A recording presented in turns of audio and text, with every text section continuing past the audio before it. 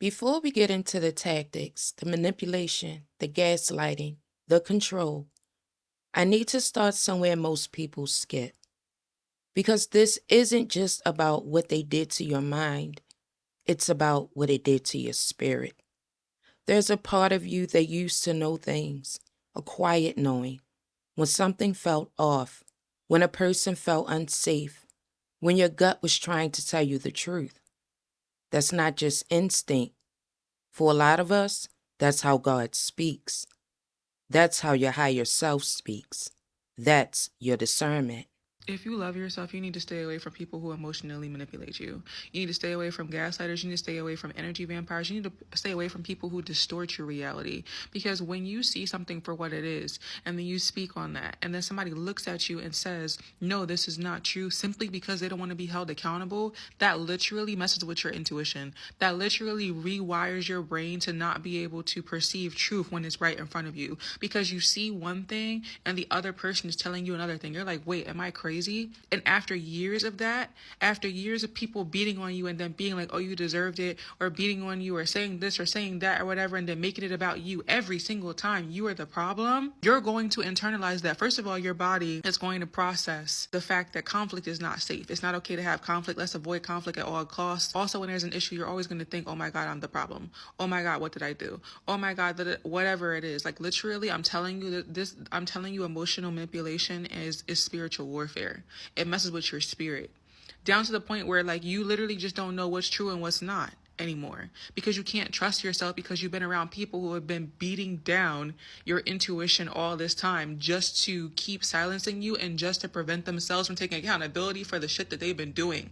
Yes, people will disrupt your entire sense of being, your entire sanity, your entire state of mind, just to be able to avoid seeing who they really are and facing accountability for who they really are, just to avoid being seen for who they really are. It's that deep, it's that serious. You have to stay away from people who are so delusional that they don't understand how harmful they really are. You have to stay away from other people who are also delusional, because abusers beget abusers. Abusers protect other abusers. People who are in the same chain of behavior, they're always going to make you out to be the problem, even if you're the only one there who doesn't act like that, even if you're the only safe person there, even if you're the only person who has like emotional intelligence and you can control yourself and emotional control, even if you're the only one who actually thinks rationally, you will always be the problem. I promise you, that's how scapegoating works.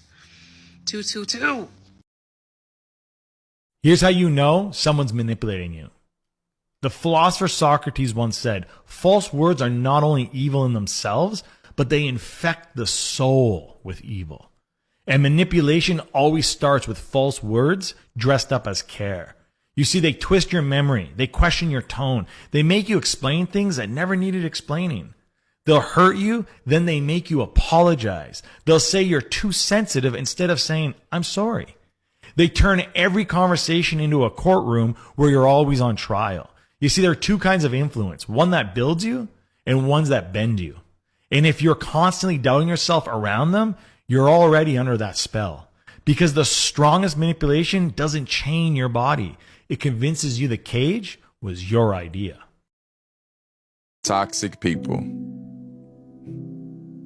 often rely on a subtle form of psychological warfare known as gaslighting, not just to deny your reality, but to make you feel ashamed for even noticing their behavior. See, when you confront them with your truth, they twist the narrative to position themselves as the victim, because accountability feels like an attack to someone who has built their life and their identity on avoidance. This isn't just manipulation, it's emotional conditioning.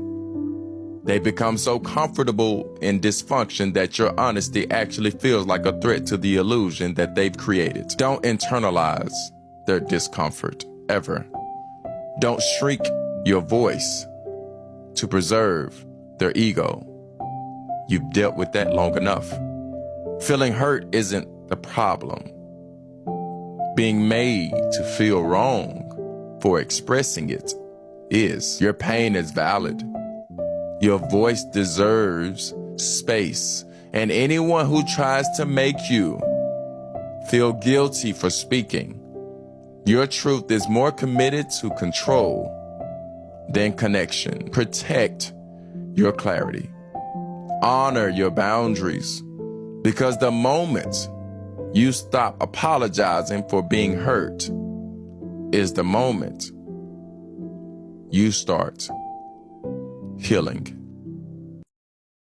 Control's not always like, you can't wear your hair like that, or you can't go there. Sometimes it is way more covert. It's called coercive control. I know this is kind of wild, but a really skilled abuser can control you with silence. So one example might be, you're allowed to go see your friends, but when you do, you come home and you get the silent treatment. So now you're all destabilized and you want to earn back their affection, their attention. So you work to please them. You start maybe fawning over them a bit. You're trying to get back in their good graces. But ultimately, what you're telling them is that you recognize you did something wrong and you're trying to earn your way back out of this punishment. Now, deep down, you're just feeling unworthy. You might even be confused. You feel absolutely insignificant. This kind of treatment destroys your self-esteem. But this whole thing, it is designed to keep you in this submissive position. You start to learn, you know what, when I go out with my friends, there's going to be a negative consequence. So you stop going. But if you call them controlling, he's going to say, what are you talking about? I let you go anywhere you want. You're allowed to go out with your friends. What do I do to stop you? And if you even have the wherewithal to understand this whole silent treatment that happens, if you even understand that, if you articulate it, they're going to deny it. He'll gaslight you. There's just this unspoken demand that you need to change your behavior. You need to do something different. You need to comply. You need to submit. Now, over time, this is going to condition you to prioritize their needs and to keep them happy. Healing isn't about getting over them. It's about getting back to yourself. So here are 5 steps you can start taking to heal from emotional abuse. Number 1, get the story straight. And I mean that for your own sake. Write down what happened in your words, not theirs. Abuse lives in the fog, but clarity is really your first weapon to healing. Number 2, you gotta cut the cord. You have to go no contact where possible, or bare minimum contact if you share kids, if you work in the same vicinity. Every text, every call, every DM, every story that you swipe up on reopens the wound, and healing needs space. Number 3, you have to start rebuilding trust within yourself, because after gaslighting and emotional abuse, you stop believing your instincts. You stop trusting your gut. So start small. If your gut tells you that you're tired, rest. If your gut says no, honor it. Don't push through it. Don't say yes when you don't want to say yes. That's how you start re-anchoring in your own reality. Number 4, call in your lifelines. Healing in isolation is impossible.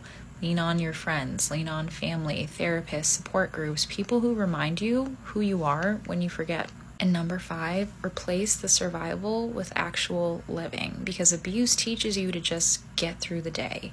Healing is teaching your nervous system to find joy again.